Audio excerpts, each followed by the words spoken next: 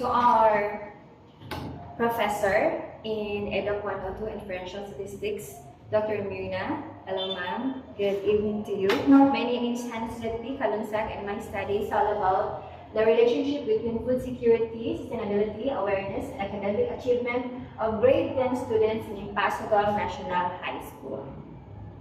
So, for my introduction, this study aims to explore the relationship between food security, sustainability awareness, and the academic achievement among grade 10 students in Impasugao National High School. So, by identifying how these factors influence learning, this research can inform targeted interventions, enhance teaching strategies, and support students in achieving their full potential despite external challenges.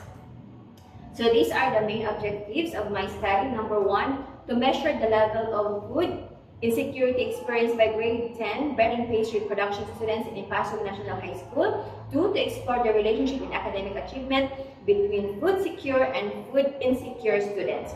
And number three, to explore the relationship in academic achievement between sustainability aware and not sustainability aware students.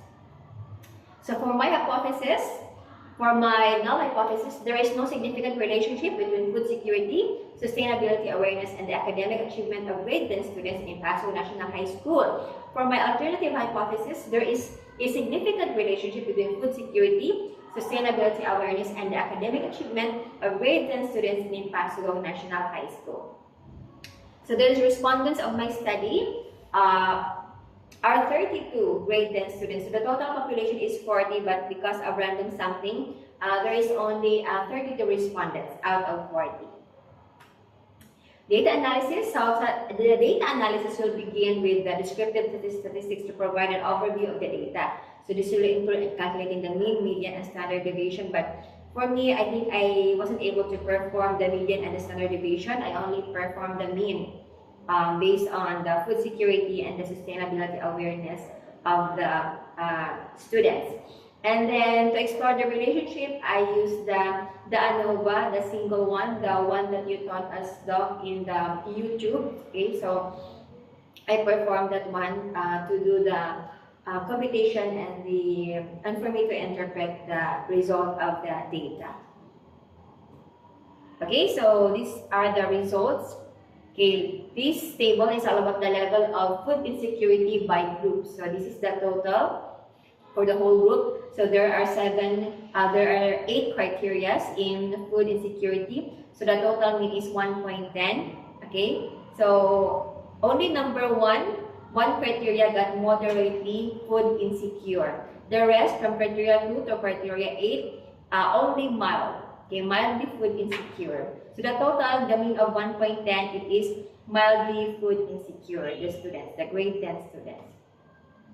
Okay, so table 3 is the level of food insecurity per respondent. Okay, so this is the mean per student. Okay, so with a mean of 1.75 on food insecurity per participant, those who scored below the threshold will be considered food secure, and those who scored above the mean will be considered food insecure. So based on the result, there are 17 students out of 32 were considered food secure, and 14 students out of 32 were considered food insecure. That is based on the mean. What is the difference in academic achievement between food secure and food insecure students? So this is the statistical result based on the single ANOVA, single factor ANOVA. Okay, interpretation, there is no significant difference between the food secure and the food insecure groups in terms of their scores. There is a significant difference between the food secure and food insecure groups in terms of their scores.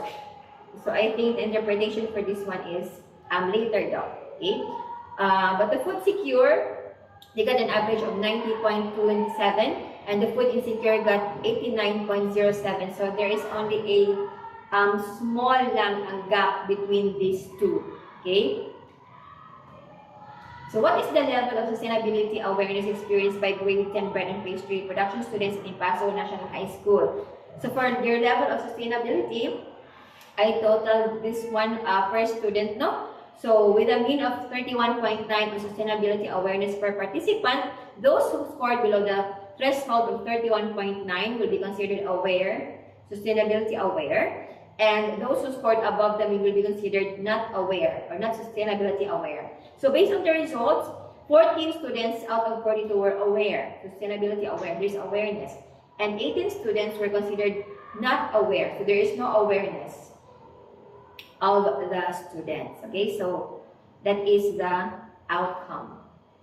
So this is also the ANOVA single factor that I use to check if there is a relationship between the students who are sustainability aware and those students who are not sustainability aware, based also on their academic achievement. So the result is it failed to reject the null hypothesis. There is no statistically significant difference in the academic grades of sustainability aware and not sustainability aware students. The difference in their average grades are 88.5 versus 90.25. So between sustainability aware and non sustainability aware students, it is small and it is not statistically significant because of their small gap only. Okay, so for the summary, this study explores the relationship between food security, sustainability awareness, and academic achievement among my grade 10 students. For the conclusion, the findings suggest that food security status does not have a statistically significant impact on the scores in this study. So the slight difference in means between food secure and food insecure students is too small to attribute to food security alone, and is likely a result of random variation. So while food security may not directly influence academic scores based on this data set, it remains a crucial aspect of students' well-being and readiness to learn. So future studies should explore broader